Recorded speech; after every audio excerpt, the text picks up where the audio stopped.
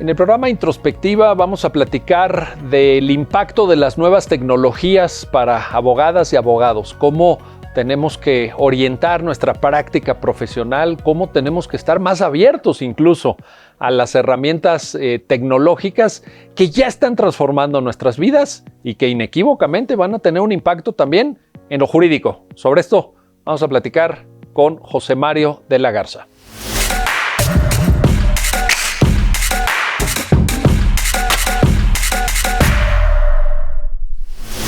Bienvenidas y bienvenidos a Introspectiva, programa de la Barra Mexicana Colegio de Abogados. En esta ocasión vamos a platicar con el destacado abogado mexicano José Mario de la Garza sobre el futuro de la abogacía. ¿Qué sigue? ¿Qué retos tenemos enfrente y cómo tenemos que estar preparados para enfrentarlos? José Mario, un gusto recibirte en este programa de la Barra Mexicana Colegio de Abogados. Muchas gracias, Miguel, por la invitación. Un gran tema que tiene pues muchísimas aristas muy interesantes que comentar y que platicar. Oye, leí, mejor dicho, una entrevista que hace un tiempo le diste a un medio impreso periodístico de México, en donde decías: la abogacía le ha quedado a deber a México, le ha quedado a deber al país. Sí. Yo de entrada te digo que estoy completamente de acuerdo contigo. Y creo, es más, te lo digo con gran confianza y con mucho afecto, pero creo que hasta te quedaste corto, ¿eh? Sí. Creo que hasta te quedaste corto. Sí. Pero también es cierto que a algunos colegas nuestros esa entrevista no les cayó muy bien. Sí. No, hubo muchas críticas, hubo, en fin, algunos comentarios sobre eso, pero yo creo que es verdad. Yo creo que la abogacía no ha estado a la altura de los desafíos, de los retos que tenemos como país. Haznos un comentario sobre eso antes de pasar a qué sigue desde la perspectiva de un abogado con tanta experiencia como tú. Sí, efectivamente, así fue la afirmación. Alguien me dijo: oye, pues seguramente te citaron mal. Le dije: no, me citaron bien, así lo dije, y igual que tú lo sigo pensando y lo sigo reiterando, ¿no? Se ha quedado corta la abogacía con un país con un problema de conflictos, de falta de Estado de Derecho, de impunidad, de acceso a la justicia. Todas estas problemáticas que se han ido agudizando. Si tú ves las mediciones que se han hecho en el contexto internacional de nuestro país, en el tema del Estado de Derecho y sus diferentes variables, en todas estamos reprobados. Y no se puede decir que la abogacía no es responsable también o es corresponsable de esto. No te puedes tú presentar al margen diciendo pues, el Estado de Derecho no funciona y la abogacía no asumir una parte de la responsabilidad. Y en el otro sector que también me parece que hemos quedado de ver es toda esta parte de la actividad pro bono, de la actividad social, de la actividad del compromiso en resolver la problemática jurídica de manera gratuita a millones, Miguel, a millones de personas que necesitan la asesoría de un abogado, de una abogada, el acudir a una fiscalía, el poder resolver un problema en un tribunal, en fin, están ahí fuera del acceso a la justicia y la abogacía tampoco en general. No lo estoy particularizando a un tema de la Barra Mexicana Colegio de Abogados, ¿no? La barra es un sector de la abogacía mexicana, pero la abogacía mexicana va desde el ejercicio de funciones de Ministerio Público, ejercicio de funciones notariales, ejercicio de funciones jurisdiccionales, gente que ejerce de manera independiente la profesión jurídica, pero sin estar agremiado a un colegio. Claro. O sea, sí, no podemos resumir la abogacía mexicana como la Barra o como ANADE o como el Ilustre, ¿verdad? No, la Barra y los colegios han hecho un gran trabajo, sin duda. Yo fui presidente de la Barra. No es un comentario hacia la cuestión de la Barra, es un comentario de la abogacía en su contexto amplio en todo el país. Entonces sí me parece que esto ha sido así y que tampoco se ha asumido esta responsabilidad de decir, bueno, ¿cómo podría la abogacía contribuir a que el país funcionara de una forma mejor, me parece? Es que justamente hacia allá iba mi siguiente pregunta. Si partimos de este diagnóstico, que yo creo que hay que hacer, y hay que hacerlo de manera objetiva, sin personalizar el debate, sin falsas conciencias ofendidas, claro, ni llamarnos a escándalo, porque el país no está para eso, ¿verdad? También hay que decirlo con todas letras. Pero cuando se pasa la página y se dice, ok, le hemos quedado de ver, tenemos que hacer las cosas diferentes, tenemos que cambiar, ¿Cómo cambiar y qué pasos dar? Ahí es donde veo yo que ya se empieza a desdibujar el asunto. Te pongo un ejemplo concreto. En el marco de la pandemia, muchos de nosotros insistimos, tú desde luego, en que había que transitar a justicia digital, a uso de nuevas tecnologías, a un uso de medios que permitían proteger la salud, la vida de las personas, no propiciando la presencialidad, pero atendiendo los conflictos que se van acumulando en un país como México. La abogacía fue totalmente ajena a esto. La abogacía, al contrario, lo rechazó y hasta muchos abogados dijeron, no, yo tan pronto abran los tribunales voy a promover recursos de nulidad para que todo esto que se actuó por Zoom o las audiencias digitales, todo esto quede anulado. Porque, o sea, ahí es donde yo veo que falta, ¿no? Un poquito. Mira, sí, y yo también creo, Miguel, que hay que entender lo complejo del diagnóstico en que hay una abogacía totalmente fragmentada, ¿verdad? Y entonces cuando tú quieres plantear una solución generalizada, pues no te alcanza, porque los contextos en los que se genera la abogacía son muy diferentes. Entonces creo que habría que primero decir, bueno, ¿qué soluciones hay? ¿No? Y cómo se pueden implementar atendiendo también a la multiplicidad que existe de abogacía en este país. Entonces, yo empezaría, una parte muy importante que tú y yo hemos debatido y hemos comentado mucho, es la parte tecnológica, ¿no? Entonces, habría que pensar, oye, ¿cómo podríamos transformar la abogacía mexicana utilizando las herramientas tecnológicas, utilizando esta reflexión de cómo se ve al abogado en las nuevas tecnologías? ¿Cómo cambia su profesión? Ese es un gran reto. Ese es un gran reto. Ahora, ya teniendo este planteamiento, me parece que lo segundo tendría que decir, bueno, viendo la abogacía en México, estas herramientas tecnológicas, ¿cómo se pueden aterrizar, ¿verdad? Porque mira, ha habido en Estados Unidos un debate muy interesante sobre el uso de inteligencia artificial, sí, ¿verdad? Entonces, IBM ha presentado una solución muy potente que es la computadora Watson, sí, ¿no? Que te sirve para analizar problemas jurídicos complejos y a través de inteligencia artificial proponer posibles soluciones. Y es una herramienta muy poderosa, muy costosa. Entonces, si tú planteas el modelo, por llamarle de alguna forma Watson, en donde dices, bueno, pues que todos los despachos tengan una computadora como esta para que les sirva de apoyo y los ayude a que puedan presentarle mejores opciones a los clientes, pues entonces empieza a haber un debate de decir, bueno, ¿quiénes pueden comprar esta tecnología, ¿verdad? ¿Quiénes la pueden utilizar? Y cómo pudiéramos generar también un piso parejo, porque ha pasado en Estados Unidos. Los grandes despachos que tienen capacidades económicas muy fuertes, pues pueden adquirir toda esta tecnología muy potente, ¿no? ¿Y qué pasa con estas otras firmas, ¿no? Entonces creo que habría que decir en una primera fase, Miguel, ¿qué retos tecnológicos se plantean en México para la abogacía? Y luego, ¿cómo puedes implementarlos de manera que sea una solución general, ¿no? Porque si no, pues también se vuelve un tema en donde solo algunos pudieran obtener estos beneficios y me parece que no acabas resolviendo el problema que tú me planteas. Ahora, para esto, pues el reto tecnológico es fundamental. Un autor, sí, que tú y yo hemos leído mucho y que nos encanta, Richard Susskind, que siempre, sí, procuramos citarlo, dice: la abogacía como la conocemos va a dejar de existir muy pronto. Sí. Es decir, va a haber más cambio en el ejercicio profesional de la abogacía en los próximos 10 o 15 años de los cambios que ha habido en los últimos 400 años. Sí. ¿Estamos preparados para ello? ¿Estamos mentalmente dispuestos a ello?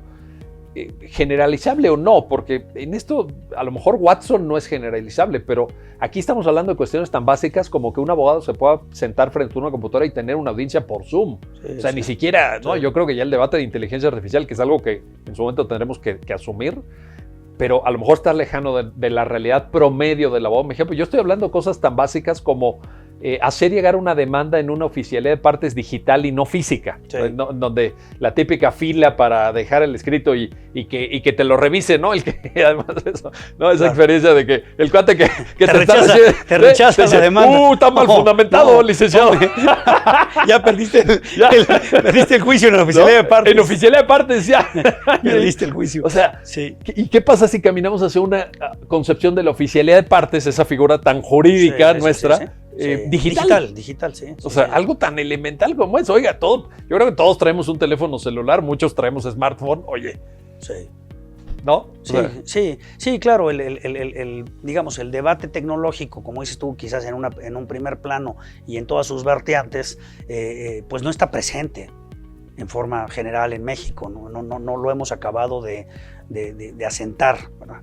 Ni siquiera en las universidades, muchas oficinas de gobierno siguen funcionando con los documentos por escrito, como decías tú. Ha habido avances, que también hay que reconocerlo, en ciertos tribunales. El Poder Judicial de la Federación pues, ha avanzado de manera importante, pero la justicia cotidiana, como se le llama, donde está la conflictividad del día con día, pues sigue siendo una justicia de papel, de presentar documentos, de poca tecnología, de pocas herramientas, y también viendo la manera en la que se enseña la carrera de Derecho en la mayoría de las universidades de este país, pues tampoco se está apostando en también cambiarle el chip al joven para decir, oye, pues la abogacía como la estamos entendiendo va a desaparecer, lo que dice Suska en el The End of Lawyers, los commodities. La abogacía se hace un commodity y va a desaparecer. Me parece que muchos están todavía, Miguel, en esta abogacía como con el efecto Kodak, ¿no? Que piensan que las cámaras de rollo van a subsistir. Le decían a la familia Kodak, no se preocupen, esto va a permanecer, y un día se dieron cuenta que había cámaras digitales, ¿no? Me parece que podríamos utilizar esa experiencia en decir, pues mucha de la abogacía en México sigue pensando que la estructura en la que se desarrollan va a estar igual, que van a seguir utilizando el mismo modelo de negocios, y va a llegar un día donde te cuentes que pues nadie te paga por ese modelo de negocios más, ¿verdad? Y nadie está dispuesto a ver. Y lo hemos visto, ¿verdad? El efecto en la economía de Uber, de Airbnb, de todos estos modelos de negocios que han impactado. No puedes decir, a mí no me van a impactar, ¿verdad? Pero es que yo he escuchado abogados que lo dicen. Sí. Yo he escuchado abogados que dicen, no, es que nosotros somos diferentes. O sea, que hayan afectado a la industria hotelera, a la industria automovilística, que hayan hecho verdaderas disrupciones. Sí. ¿No? El Kodak es muy buen ejemplo, pero Blockbuster es otro ejemplo, Claro. pero, o sea, las redes sociales, o sea, pero de repente hay colegas nuestros que dicen, no, nosotros somos como sastres, nosotros hacemos abogacía artesanal, trajes a la medida. Jamás la tecnología va a erosionar nuestros ingresos. Ay. Bueno, mira, pensar que vives en una isla siempre ha sido un gravísimo error, porque la realidad se impone, ¿no? Si tú ves, por ejemplo, lo que está pasando en el sector médico, cómo la tecnología está impactando, ¿no? Y cómo la medicina se ha adaptado a la tecnología, en una cuestión que también podría utilizar este criterio, ¿no? Pues es que un cirujano jamás va a ser sustituido, claro, ¿no? Bueno, ya estamos viendo cómo operan los robots, ¿no? Y estamos dándonos cuenta cómo inciden ahí. Entonces, yo creo que pensar así es un gravísimo error.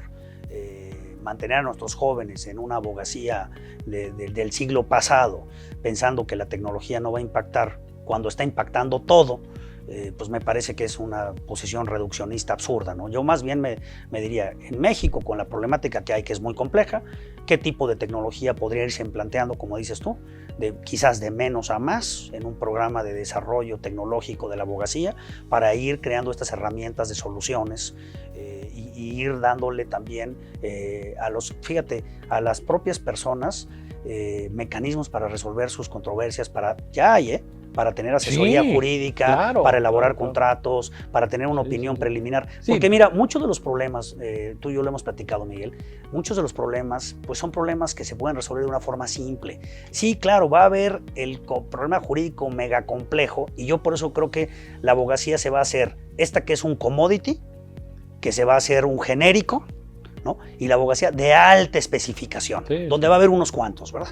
Donde es la punta de la pirámide. Y sí va a haber unos cuantos ahí de alta sofisticación que van a ser indispensables para eso, pero es la punta de la pirámide. Lo demás se va a ir haciendo general, se va a ir haciendo cada vez más frecuente. Tú y yo lo hemos platicado. ¿Te acuerdas en alguna vez que hablamos de estos muchachos que están desarrollando un robot que resuelve problemas laborales? Sí. Y que tú lo consultas y te va diciendo cuánto te corresponde tu liquidación. Y lo hacen muy bien. Y lo hacen muy bien. Y ahí está el robot. Pues es un ¿verdad? chatbot. Es un chat, es algo que en términos de tecnología tampoco es muy elaborado, claro, ¿no? Claro, no es Watson, claro, ¿no? O sea, sí. Ahora, a mí me da la impresión que, y por eso te decía un poco, podemos pensar en soluciones de ultra frontera, de vanguardia, etcétera, como IBM, límite, vamos a decir. pero cosas tan básicas como que, te pongo un ejemplo, el Código Nacional de Procedimientos Penales dice que las audiencias se pueden llevar a cabo de forma telemática y esto lo podríamos traer a etapa de investigación ministerial, etcétera. Vas con el MP y le propones, oiga,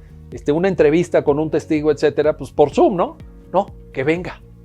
Oye, estamos en pandemia, estamos en un riesgo de salud, se pone en juego la vida de las personas. No, que venga. Sí. O sea, cosas tan básicas como esas. Oiga, claro. Pero es que hay un artículo del código que dice que se pueden usar nuevas tecnologías como Zoom, que tampoco es una cosilla. O sea, estamos hablando de un costo relativamente menor, sin dificultades de acceso, etc. Bueno, ni eso quieren hacer. O sea... Sí, porque, y mira, y también eso se deriva en que no hay un plan. No hay una ruta, no hay una estructura, ¿no? Entonces, pues tienes, como bien dices, quizás que estar picando piedra en lo individual para resolver tu asunto, ¿no? Pero ¿dónde ves tú que haya una política pública a nivel, si tú quieres, país o si quieres decirme en algún estado de la República, que diga política pública para efectos de la implementación de la tecnología en el área jurídica? No la veo yo, Miguel, no está. Entonces, cuando tú quieres resolver en la fiscalía, en un juzgado, problemas de uso de tecnología, si no hay una visión general que diga, esta es la ruta que vamos a seguir, en tantos años lo vamos a lograr, vamos a ir con estos procesos, pues es muy difícil y hay una resistencia clarísima al cambio, porque la abogacía está abrazada a mantener su estructura de operación, porque siempre es más fácil hacer lo mismo que ya venías haciendo. Sí. Siempre cambiar es complejo, ¿no? Hay una resistencia al cambio natural. Esto que tú dices es fundamental, porque te voy a poner otro ejemplo, además de del MP. La famosa FIREL, que expide el Poder Judicial de la Federación. Bueno, no sé por qué no ha habido una tarea de liderazgo y una tarea de diálogo interinstitucional para que la FIREL del Poder Judicial de la Federación sea un certificado digital que te permita todo tipo de actuaciones jurídicas en fuero federal, en fuero común, en juntas de conciliación y arbitraje, en ejercicio del notariado, o sea, que sea tu personalidad digital a través de, puede ser la FIREL o puede ser otra figura, la que sea, pero si ya tienes esa inversión de tiempo, de recursos y de todo, ¿por qué no? No, pues que cada quien lo haga. Y entonces Estado de México hace lo propio, Nuevo León, que le han metido también muchas ganas, hace, y no hay una especie de plan maestro con un liderazgo en donde se diga, oye, vamos todos juntos para prestar un mejor servicio y que la tecnología se vuelva algo al acceso, porque, híjole, ¿no? Tramita esto, regístrate aquí, porque si vas a litigar en Jalisco, ¿no? Allá requieres tu propio, o sea... Entonces, no, esto que estás diciendo del plan maestro es fundamental. Y ¿sabes también qué pasas? Por el problema presupuestal.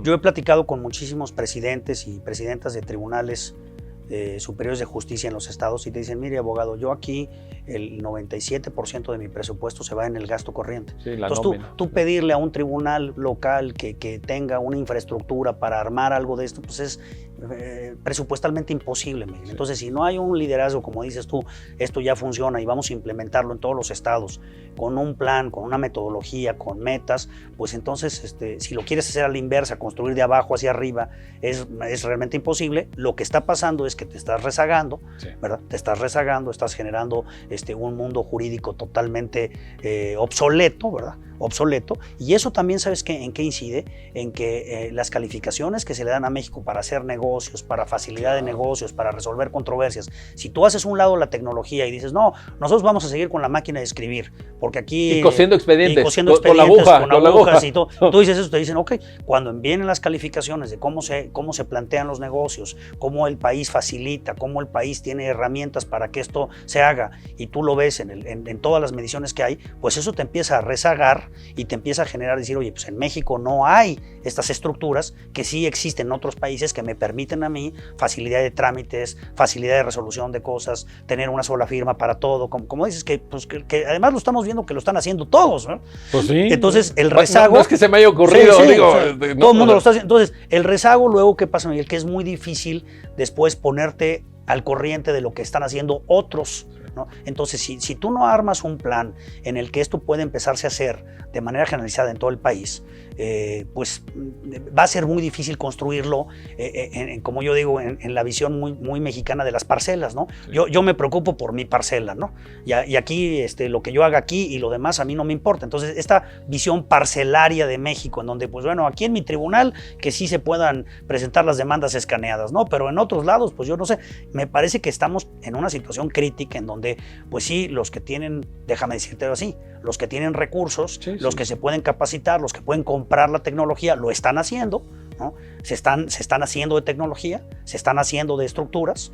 Va a haber una situación realmente crítica en toda esta abogacía que no podrá adquirirlo, y entonces se vuelve un tema, Miguel, en donde vuelves a generar una diferenciación muy grave entre cómo se ejerce la abogacía, y vuelves a este esquema que tú y yo hemos platicado. Entonces pareciera que aquí el que tiene los recursos es el que puede montar esto, pero no hay un plan. Yo no veo un plan a nivel nacional, y tampoco, y me llama mucho la atención, que no vea a las universidades liderando, ¿no? Es decir, como dices tú, estas cuestiones tienen que ser a través de liderazgos, de una persona que diga, vamos a hacer esto a nivel nacional y vamos a resolverlo.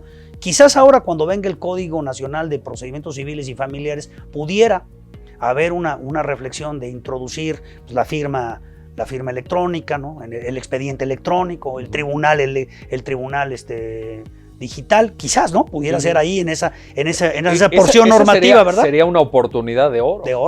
De oro para armar ahí una estructura, ¿no? Con un transitorio que diga, vamos a montar tribunales digitalizados, oficiales de partes digitalizadas, vamos a generar ya el marco normativo. Cuando se vino la pandemia, muchos tribunales decían, es que ¿cómo recibo las demandas de forma electrónica si mi marco normativo no me alcanza? Sí. Entonces quizás pudieras armar aquí y ahí, perdón, un paréntesis, ahí hay una grave irresponsabilidad legislativa, porque en eso sí les doy la razón. Muchos estados que sí quisieron y que sí invirtieron incluso para hacer este tránsito, lo hicieron, como tú muy bien sabes, con acuerdos de los consejos de la judicatura o de los plenos de los tribunales superiores, porque no tenían base normativa. O sea, fíjate el nivel de rezago que traemos. Claro. Y los legisladores a lo largo de la pandemia se han dedicado fundamentalmente a hacer nada. Nada. Sí. Nada, no ha habido estos cambios, no ha habido este acompañamiento que yo estimo indispensable por un principio de reserva de ley y principio de legalidad. Claro, o sea, claro. Efectivamente, entonces fíjate que podría ser esta la coyuntura, Miguel, montarlo ahí, ¿ya? Dejar un transitorio que permita, pues esto requiere de inversión, pero ya lo dejas montado y puedes ir tú incorporando a la digitalización de los tribunales y podrías ya tener el marco normativo listo para que esto pueda funcionar. Porque como bien lo señalas, muchos tribunales dijeron, yo no puedo hacer esto porque precisamente me arriesgo a que estas actuaciones se consideren nulas porque no hay un marco normativo que lo permita. Entonces, a mí me parece que el marco normativo es importante. Una política pública de a nivel nacional como esto, y que puede ser de menos a más. Vamos ahorita con la FIREL, después vamos a hablar del expediente, después vamos a hablar de las audiencias, pero con una planeación, ¿no? ¿Sabes qué me preocupa, Miguel? Que yo no veo que estos temas de justicia, de acceso, de tecnología estén en la agenda. No los veo en la agenda, ¿verdad? Veo una discusión polarizada en México de muchos otros temas, pero no veo que el tema, déjame decirte así, el tema de la justicia, hablándolo en términos amplios, sea un tema de agenda. No hemos sabido los abogados y las abogadas, no hemos tenido la inteligencia, Miguel, de cómo colocar los temas. Muchas veces hay que encontrar la manera en que el tema se vuelva un tema de agenda, ¿no? Sí. Entonces, me parece que también ahí hay otro reto. ¿Cómo le hace la abogacía, acompañado de quién, para poner este tema en la discusión? Pareciera que como que no es un tema importante, ¿no? No, es fundamental. Sí. Pero tú hablas con cualquier diputado o diputada. No lo traen, Miguel. No está. Entonces. Pero es un tema que tiene incluso repercusiones económicas. Tú mismo lo señalabas, económicas. La posibilidad de un inversor de poner recursos en el país, pues depende de que haya un marco de seguridad jurídica. O sea. Sí. ¿Dónde voy a poner mi dinero? Un lugar donde los tribunales se cosen y se manejan los expedientes. O con taladro. O haciéndoles por perforaciones un taladro. O voy a ir a un país donde tengo un piso mínimo en que las cosas funcionan y en que las cosas se pueden resolver, ¿no? Y que además lo que estamos proponiendo, y tú y yo lo hemos propuesto desde hace años, ¿no? Incluso, tampoco es algo que esté fuera de nuestra experiencia cotidiana, porque si tú te fijas, Sí. ya hacemos muchas cosas de nuestro día a día Claro. usando la tecnología. Claro, O sea, y cosas importantes como movimientos bancarios, claro. como Sí. reservas de De todo restaurantes, de hoteles, de boletos de avión, etcétera. Desde luego nuestras comunicaciones con la gente, desde luego con nuestra familia, pero con la gente en ejercicio profesional, pues el WhatsApp, o sea, la tecnología está ahí. Claro. Lo que pasa es que la abogacía pretende seguir caminando Sí. por la ruta del expediente escrito, del taladro, de la Sí, aguja, de la sí. oficialía de partes donde el cuate que está ahí te califica tu escrito y te dice, no, licenciado, No entra. No entra. ¿Sabes también? Cuando O sea, se ha aplicado bien la tecnología en experiencias de otros países, ¿sabes también otro efecto colateral que también es importante mencionar? Es cómo se disminuye la corrupción. Precisamente Buen punto, porque, como sí. estás diciendo, eliminas variables de su objetivo, ¿verdad? a lo mejor por eso es que no quieren. Bueno, sí, seguramente hay una estructura de mantener el status quo, A lo mejor le ¿verdad? conviene a De algunos. mantener las cosas como están, porque cuando tú entras en un sistema tecnológico, lo que se ha visto en todo el mundo es cómo opera la transparencia, cómo operan las reglas objetivas, cómo no estás a la discrecionalidad de un tipo que si te quiere o no recibir los documentos, porque en una oficina de partes virtual, pues tú presentas la demanda y la demanda se recibe, ¿verdad?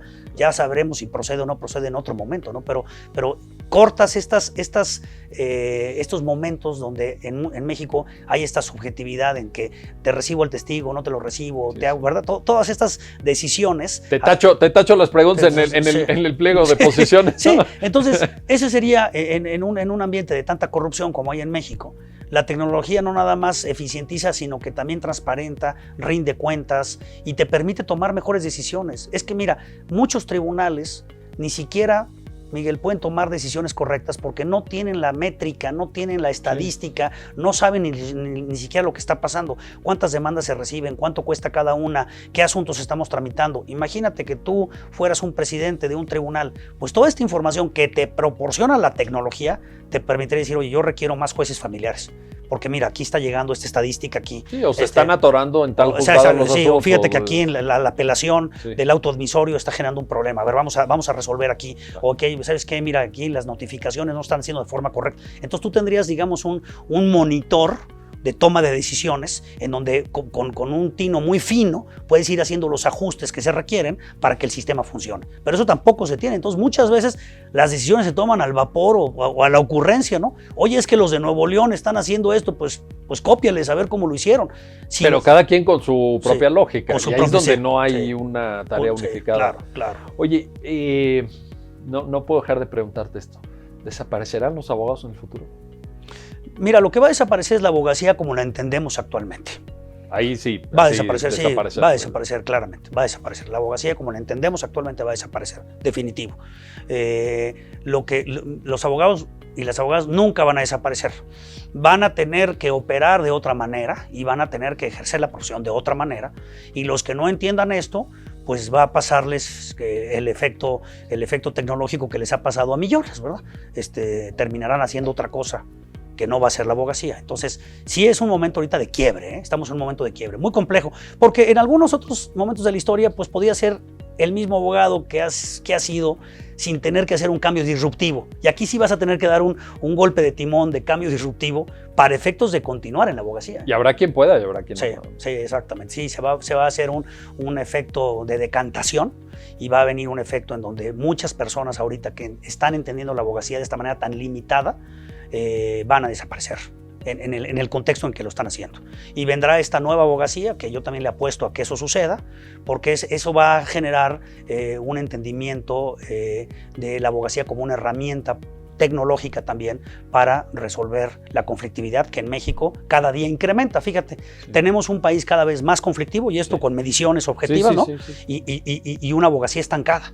Entonces tú necesitas acabar con este modelo, tener un modelo nuevo que te permita, con la tecnología, esto ya no es sin la tecnología, la abogacía ya no se va a entender disasociada de la tecnología, no, ya el abogado tendrá que ejercer su profesión, como dices tú, con estas herramientas y muchas más, y eso va a permitir que la conflictividad en México se pueda ir resolviendo. Esa es la ruta.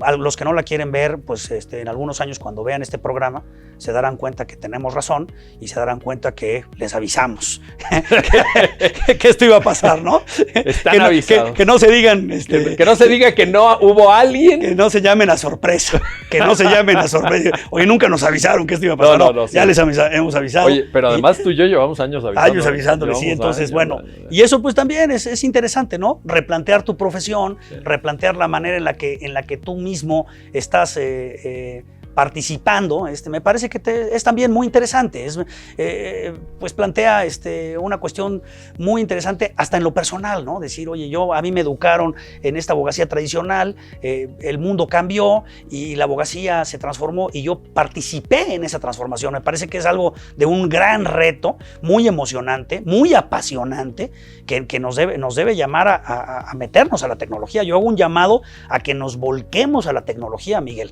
a estudiar la tecnología, no nada más como una herramienta, sino como una transformación de toda nuestra realidad. Las relaciones humanas están cambiando de una manera drástica por la cuestión de la tecnología. Y los abogados y abogadas no pueden ser... No estás ajeno a las relaciones humanas, ¿no? Ahí está el llamado, ojalá, esa es la actitud inteligente, ojalá que te escuchen, que te sigan escuchando y que en el futuro digan, ahí estuvo la voz de José Mario de la Garza, que ya nos lo había dicho. Y de Miguel Carbonell. Muchísimas gracias, José Mario. Te aprecio mucho, muchas gracias por todo. Muchas gracias y gracias a usted que hace posible este programa de la Barra Mexicana Colegio de Abogados. Hasta pronto.